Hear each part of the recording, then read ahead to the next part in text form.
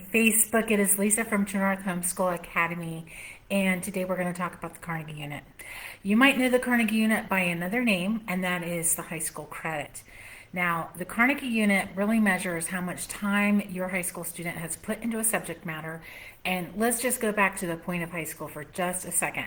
The point of high school is to give your kids a broad general overview about a lot of different topics and subjects, or well, basically 4 subjects, but different topics, so that they can have a general idea and understanding of the way things work in life, how the mechanics of English work, what the scientific method is, our general humanities travel through time, and then also math, so computation. And the Carnegie Unit has been the way that we have indicated that students have understood and learned certain bodies of knowledge as they go through high school.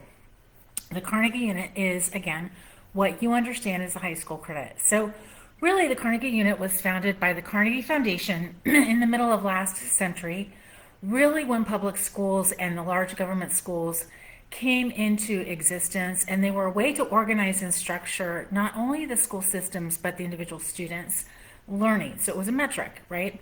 And so most of our kids were really concerned with, did they get their credit of English? Did they get their credit of history? How many credits do they need for graduation, and all those kind of things? Now, a credit, a Carnegie Unit, I'm probably going to just say credit at this point, generally means 120 to 180 hours worth of work. I want to put that into context for you, because a lot of people, you hear this all the time, like, what is my kid's passion? And then people are really concerned that their kids don't have a passion. But let's look at this in terms of hours. Malcolm Gladwell popularized the idea in his book Outliers that it takes 10,000 hours to become an expert at something. Now, it has to be intentional work. It can't just be like you're schlocking those hours, but you have to be intentional as well as put the time in. But at 10,000 hours, you know more in a subject area than probably most people do, right? So if you put the Carnegie Unit or the credit in context or next to, compare and contrast it to 10,000 hours, it is a drop in the bucket. I think it's like 1% or something. Like, I'm not good at math on the fly, but it's a very small amount of time. So most of our kids are not going to become experts in any certain thing in high school. They're just going to have a broad general overview so that they can go on to the next thing, either go to work or go to college or get a certification or an apprenticeship or whatever it is, so that they can really become experts in whatever it is that they're going to earn money in and live in and enjoy things in and all that kind of stuff. So what's happening right now? Listen, the pandemic really changed everything, including education. We're in the 4th Industrial Revolution. It's a time of great societal disruption. You guys hear me talk about this all the time. But what's happening in education, we were poised for some really significant changes before the pandemic, and the pandemic just really speeded that up. I just listened to a podcast a little bit ago from the president, the 10th president of the Carnegie Foundation. Now, this is one of the most powerful educational institutions in America. They really set a lot of norms and everything, and they are really rethinking the Carnegie Unit. And I think that is very, very interesting. I don't think that the Carnegie Unit is something that we should just throw out willy-nilly, because I do think it helps us just have an idea about what, 3 to 4 hours a week to just gain a body of knowledge for our kids. That's not anything worth just throwing out, right? Timothy Knowles is the 10th president of the Carnegie Foundation, and he's really rethinking the Carnegie Unit, and he's working with other large school systems in the United States to really kind of think, what do we do instead of the Carnegie Unit? Part of that was brought about again by the pandemic and people realizing that the old ways of education just didn't work. And how did they realize that? They were seeing what was going on in the classroom because their kids were home and they were watching it on Zoom. Now, one of the things that he's really hitting hard is experience and hands-on education, project-based learning. Guess what that sounds like? Maybe homeschooling, where you follow your kids' interests and you give them activities to do and projects to do, and you really feed that area of interest and let them do rabbit trails and bunny trails and really try to get them excited and enthused about stuff. So I think that's something to think about as homeschoolers is, we might not want to throw out the Carnegie Unit because, again, I think it is something, it is just a standard and a metric to think about. One of the things that is kind of like, just kind of niggled at me over the years as I've homeschooled is a lot of fellow homeschoolers get really wrapped up about, well, do I have to count every hour? Do I have to reach 120 hours? And what if we do two curriculums in history, or what if we only did a half of one here? And listen, you have all the freedom. You can do a half a credit in something.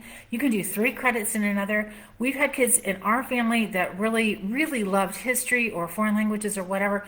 I think I've mentioned this before. I had one kiddo, she earned 10 credits in foreign language over the course of her high school studies. I have another son, he earned 3 credits of history pretty much every year in high school. If you're counting hours like a traditional credit. Did that, it looked ridiculous on the transcript, so we left some of that stuff off. They went on to get scholarships and go to college and do just fine, actually.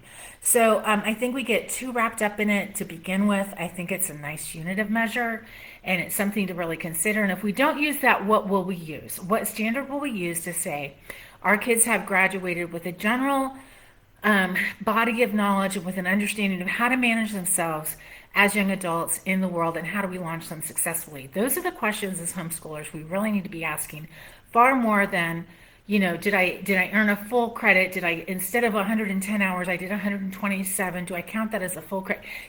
That's almost like not even worth having the conversation about at this point, because really what we need to instill in our kids is the ability to be lifelong learners. And that means to help them understand that when you learn, there's always going to be a learning curve. That means there's always going to be a point of frustration when you want to give up and keep going. We need to teach our kids to fail forward. We need to teach them things like I've talked about over and over again, like communication, collaboration, critical thinking, creativity. Those 4 C's of education are going to really be the backbone of what they need vocationally going forward as they launch into the world. So I would love to hear your thoughts about the Carnegie Unit, the credit, what you think about throwing it out. How do you think that's going to affect public schools? Does that matter for you personally as a homeschooler? And what would you do instead of using the Carnegie Unit as you put your kids' transcript together? Now, I want to just let you know, at True North Homeschool Academy, we're going to still use the credit because, again, I think it's a really nice metric, and 120 hours is a good amount of time to understand the vocabulary of a subject and a little bit more. So really, high school is really learning vocabulary of most subjects, which is super important. If you don't have vocabulary, you really don't have command of what it is you're studying. So for English, in our English classes, if they're learning how to write a particular essay, they're learning the vocabulary of that essay, they're learning the structure and the style of that essay, and that's really what we can expect from high school classes. Again, most of our students, I would say, just generally, most of our high school students might not have a passion in high school. They're just still trying to figure out how to get that extra book that they wanted to read in, or sleep a little bit longer, or get out of their chores, or hang out with their friends, or do whatever hobby that they're really interested in. And here's the deal, you can credit that too. This is one of the things that we do in our academic advising. People come to us all the time and they say, I had a student years ago, and the mom was like, this kiddo is flunking all of his classes, but he has provided all the meat for me and his grandma for the year. He hunts and he fishes, and he's won all these 4-H awards and everything else. Well, guess what? You can credit that. So if you're worried about credits, and look, the colleges are still going to look at your transcript and expect to see credits on there. So if you're going to go to the college and university route, you really do need to be able to credit the work that your kids have done. But if you're worried about how to do that, or you have a non-traditional lifestyle or student or academic life, you can always come to us, and we'd love to help you with that. That's what we do to get them to the next step. So yeah, anyway, I just thought that was really interesting. Just an interesting thing that's happening in the world of education that could actually affect colleges and universities, because the Carnegie Foundation, they affect a lot of things, and we probably don't all realize just how much they do affect public schools, high schools, and universities, but they will. And they do, and they have. So would love to get your feedback about that. You can still go to the front page of the website, truenorthhomeschool.academy, and get that free 2-year academic plan, as well as a 15-minute advising appointment. So if you haven't done that yet, go do it. Open enrollment. Hey, you guys, enrollment is open right now, and it has been for several weeks. So if you're looking for specific days and times of the classes that we offer, don't wait. If you want, especially our middle school and early high school classes, those fill up faster than the other classes. So if you want certain sections of Spanish or biology in particular, get those sooner than later because they will fill. And if you have any questions, as always, let me know. But again, I'd love to hear your thoughts on the Carnegie Unit. Hope you guys are having a great day, and I will talk to you soon. Bye, everybody.